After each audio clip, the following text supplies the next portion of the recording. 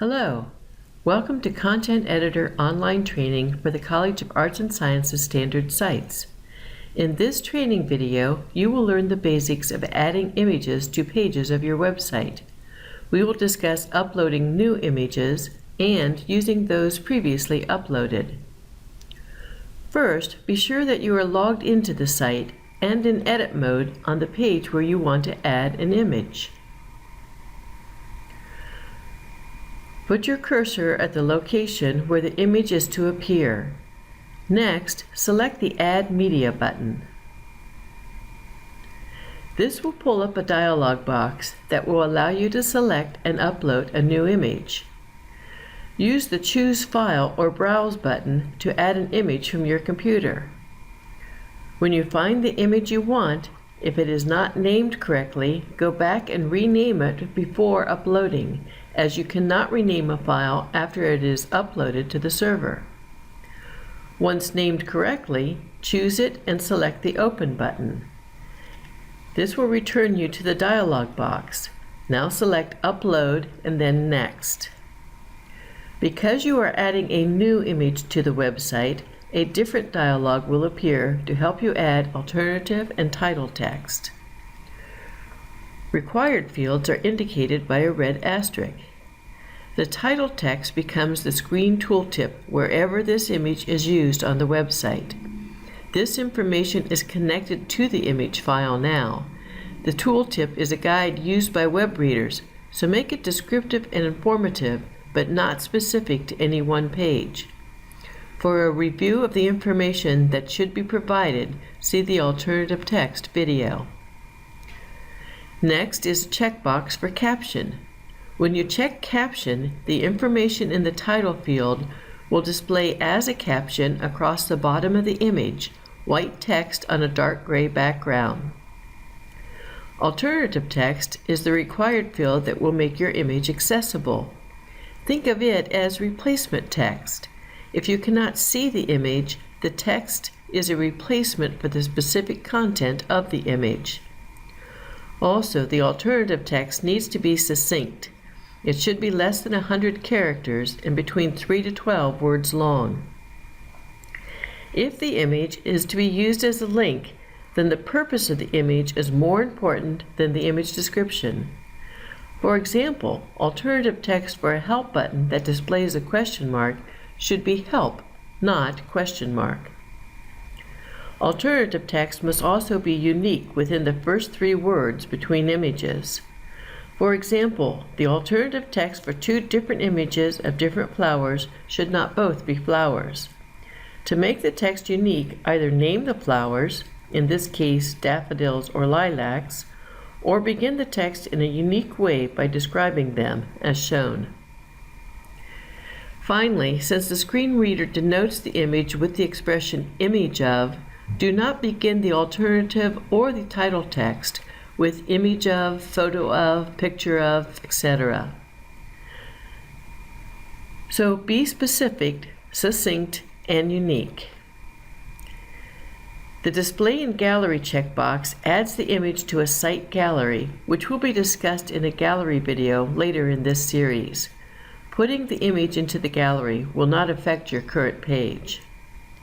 There may be another set of options where you may select terms related to the image. These options, called taxonomy terms, exist only when defined and set up by your site content manager. If they exist, simply place checks in the checkboxes that are appropriate. Finally, you have the opportunity to add a link to the image. Be aware, however, that the link will not work for the image on an interior page. It is used only when this image is selected to appear on the home page of the website. Next, select Save and a final dialog box will open to let you select the display size of the image. Default will display your image at its original upload size, up to 620 pixels wide, which is the available width of the page. Displaying the image at its default size is always the best choice for clarity. No matter which size is selected, Drupal will not enlarge your image past its actual width. The preview displays your image as a 180 by 180 pixel square. Unless you upload a square image, Drupal gets to decide where to crop, and you may or may not like the crop.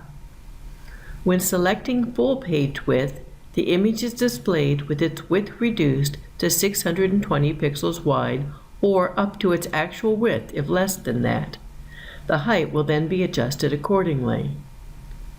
The half page width displays the image reduced proportionally to 310 pixels wide.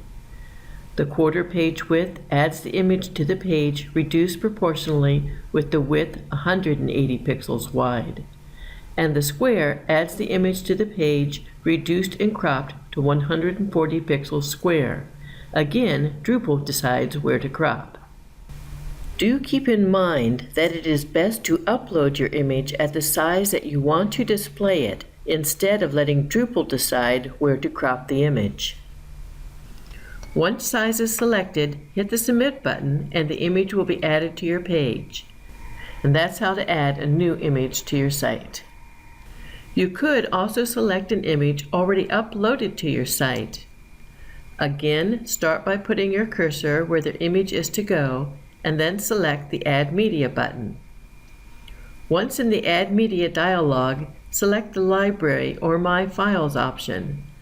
Both of these show a view of media previously uploaded for this website. The Library shows all files, and My Files shows all files personally uploaded by you.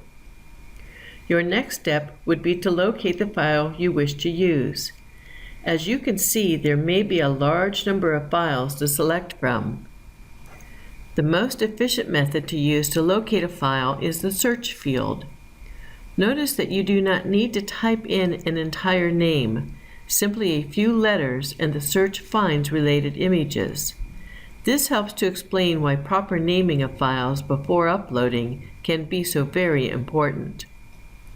You can reduce the number of files to select from by first designating the type of file. You can also sort by upload date or use count, and the order field lets you determine if these sorts are to appear in an ascending or descending order. Once a file is located, select it, and then select Submit. Because this file was previously uploaded, the required information already exists, and you are taken directly to the final dialog to select the display size of the image.